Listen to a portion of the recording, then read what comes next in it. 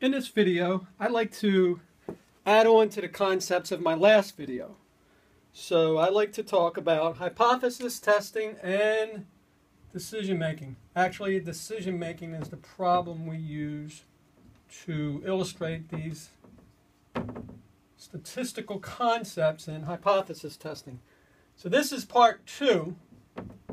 If you haven't seen the part 1 video, you probably want to watch that one first and then watch this one, because that actually builds the problem. So quick recall from the first video. We had neighbors of ours, your neighbors actually, who were trying to open a pretzel business.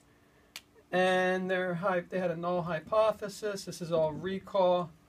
They had a null hypothesis that it was 0.4, 40%. And we build the critical region was less than 0.3. This is the proportion of people in the population of 100,000. Again, all in video 1.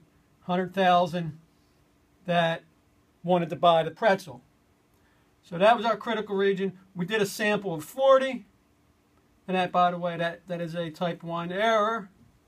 Type 1 error, in other words, known as alpha, which was 0.1. We did a sample of 40. And we came back with 14 out of 40, or 35%.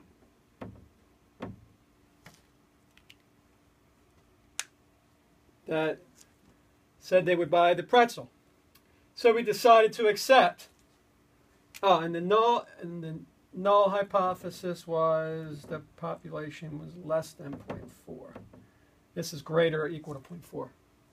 That's a quick recap of the first part. Now, here we're going to extend this a little bit because we're not done.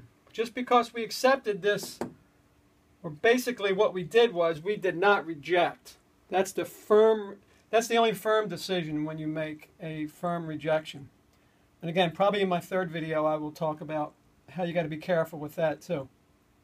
But right now, we accepted, and we want some more information. They need some more information. There's still some errors here, because just because we accepted now there's still a possibilities. There's a lot of possibilities for what the population could be, because we just didn't reject it. So now the possibilities are, and we want to focus on the possibilities of, it could be a 0.4, it could be a 0.3, it could be a 0.2.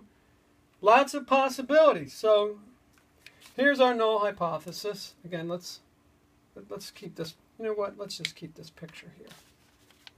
Let's get rid of this H0.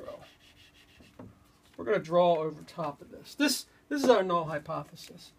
But it could possibly be right here. That looks like 0.28. 0.28. Could be 0.28. What's the probability? It could be 0.28. It could be 0.2. It could be all the way over here. Could be a whole bunch of possibilities. We want to examine each possibility, because we accepted that with our data, and now we want to examine each possibility. So let's look at one possibility. Let's suppose it's 0.28. All right, we're going to erase this for now. Erase that for now. Suppose it's 0.28. Suppose it really is 0.28. What's the chance that we still accept the null hypothesis when it's something that's pretty bad? If it's 0.28 and we accept, and then we decide to go forward, that's not good for the business. So 0.28, there's our critical line. There's our line right there, 0.3. We determined that from the first video. That was our critical region, less than 0.3. So we want to determine this area. Let's do that in a color that we can all make darn sure we see. That area right there.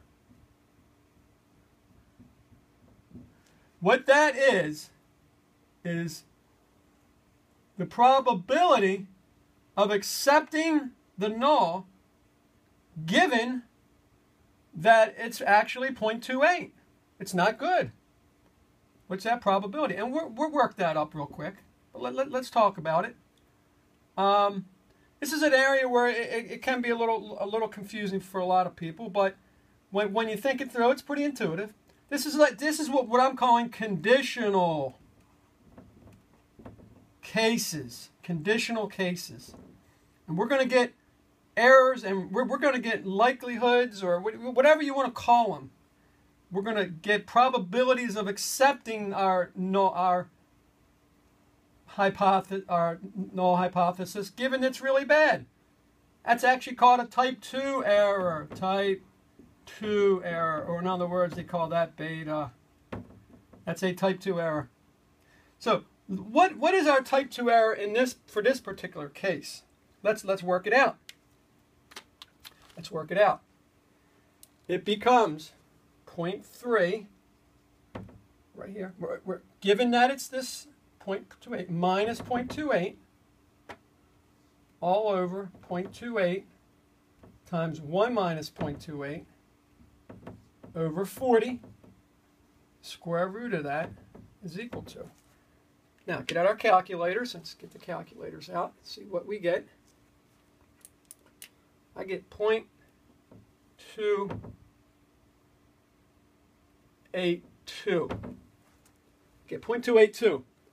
Now, going back from our, just normal theory, normal distribution. If that's 0.28, and in the tables, this is in the tables in your books, it's in the tables in your Excel. That area there, and let me check my table. That is 0.61. So the area we're looking for, though, is to this side, over here. This side. So that area is 1 minus 0.61, so it's 0.39. So the type 2 error here is 39% chance of making a mistake. 39% chance I'm going to accept something that's bad. That's very good information for the decision maker. Now, I'm going to make a table. I'm probably not going to have too much time, but what I would like to do is make a table with all the conditional H1s. Like say, oh, by the way, our neighbors did a little profit and loss model, and they found that losses start when it's about 32%. So 0.32 is where it really starts to get bad. So anywhere between 0.32, 0.3, 0.28, we evaluate all these conditionals. And we get all the betas, all the type 2 errors. Here we just said it was 0.39. I can tell you if I did this for all these, if I did it for 0.32, I did it for 0.32, and I'll tell you it's 0.61. It goes down. It makes sense. The chances of making a mistake go down as you go more extreme. Intuitive. So what I want to do, and I'll probably wind up doing this in my next video, but you collect all this information. This is what I call conditional information. It's very important because the person making the decision needs to know that's the chance of making a mistake. Now, when I want to look at risk, I'd use the word risk. I need to look at the likelihood, which is 61% chance of doing something bad, because I'm going to accept something here that is really bad. And then the consequence. That's another word I'm going to toss in, but I'm going to have to stop. I'll pick that up on my next video. Consequence. And then I will get a risk rating for each one. And that'll help me in turn make a much more informed decision. When I need to decide what to do, I would be much more informed. So I hope this excites you even more to tune into the next one, or actually just enough to dive in more and learn a little bit more on your own about hypothesis testing and decision making.